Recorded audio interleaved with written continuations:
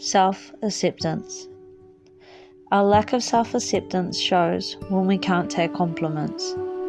When we feel bad about ourselves or unworthy, we tend to overcompensate. I felt lonely and unnoticed, but I didn't have the self-acceptance to let anyone in. Recovery is not a standardizing, cookie-cutter process. We don't all go through the process in the same way, and we don't all come out of it the same. Allowing each other to grow at our own pace is difficult, especially when we care for each other. But self-acceptance and self-respect are the result of going through the process in our own way. The difference between humility and humiliation can be the level of acceptance we have about the information we get. When we listen with an open mind, anyone can carry a message to us. We make peace with ourselves, with all we have gained and lost and learned and become. The process is a power greater than ourselves. The reward for staying with it is feeling at peace with who we are. Self-acceptance changes over time. We learn to live with all our frailties and imperfections. We find that the defects we accept and forgive are more likely to be removed than those we fight against and try to control. We can mistake the obstacles in our path for a part of ourselves.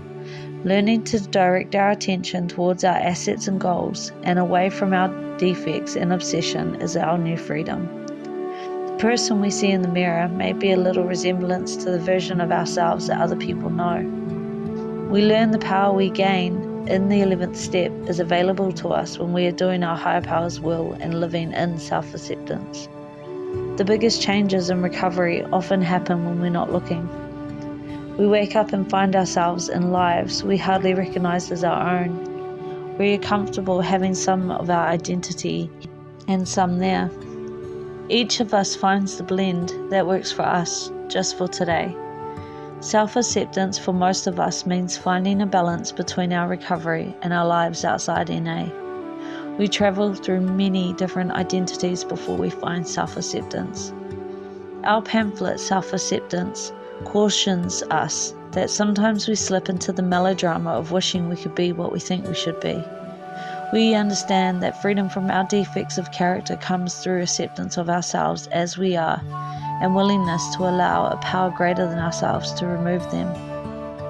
Working through these issues takes time.